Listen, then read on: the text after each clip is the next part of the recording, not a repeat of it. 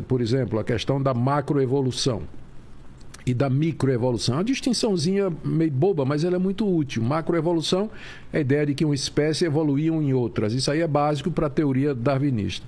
A microevolução é a adaptação de indivíduos de uma mesma espécie num determinado ambiente. Então, por exemplo, os cristãos não têm dificuldade com a microevolução. Não creem que Deus criou todas as raças de cachorro que existem. Ele criou uma raça de cachorro, mas com potencial para se adaptar. Potencial para variedade. Mesma coisa a raça humana. Deus criou um casal.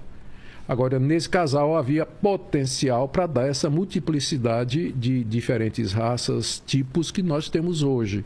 Então, essa chamada microevolução, que são variações dentro da mesma espécie, nós não temos problema nenhum. O problema é a macroevolução. O que é a macroevolução? É de uma espécie que vai para outra. Por exemplo, e Darwin nunca disse isso, né? O pessoal é muito injusto com Darwin. Darwin disse que o ser humano procede do macaco. Ele nunca disse isso.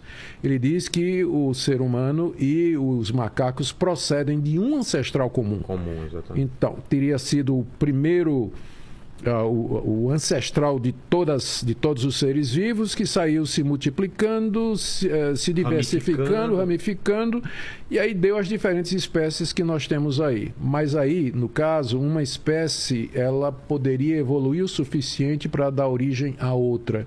A raça humana, o ser humano como nós temos hoje, ele teria sido resultado de milhões de anos de evolução que passou por diferentes raças, né? Hominídeos, pré-hominídeos, inclusive tipos bem similares aos símios e assim por diante. Então isso aí a gente tem dificuldade com isso. Primeiro por falta de evidência, inclusive fóssil, né? Que não tem evidência para isso. Né? Enorme, né? Gigantesca.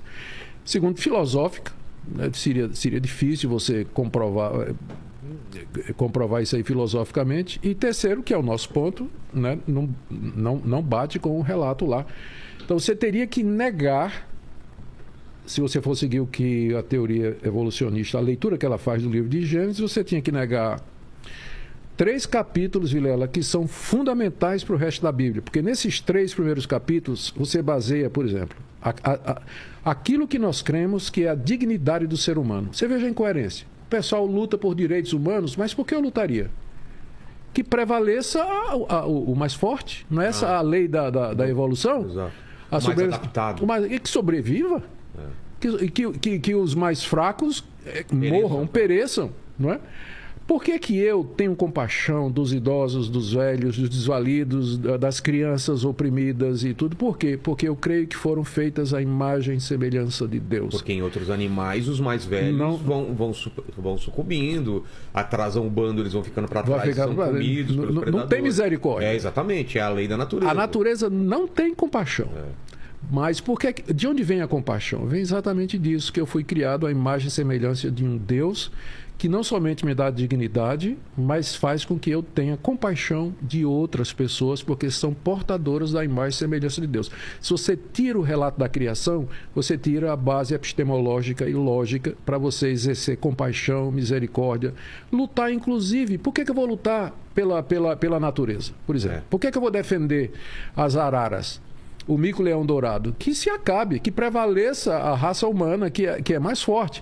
Mas eu vou lutar por eles, porque eles foram criados por Deus, eles refletem a beleza de Deus, a criatividade de Deus, o grande poder de Deus. E aí eu posso multiplicar. Capítulo 3, que narra a queda do homem. É a explicação, Vilela, por que tem tanta gente... Por que nós somos ruins?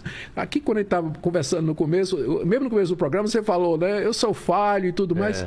Eu sou também. Todos nós somos, mas de onde vem isso? A gente nasce com essa falha, com o pecado. Pecado, né? A gente chama de pecado original, né? Que eu não entro nem na questão de que a gente recebe a culpa disso aí, mas eu entro nos efeitos. Ah, tá. Qual a primeira coisa que os bebês aprendem a dizer? É meu. Não.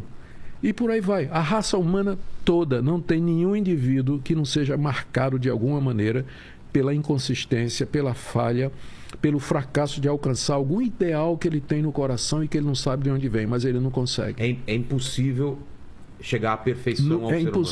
Impossível. Mas de onde vem isso? Por quê? E o capítulo 3 do livro de Gênesis diz por quê.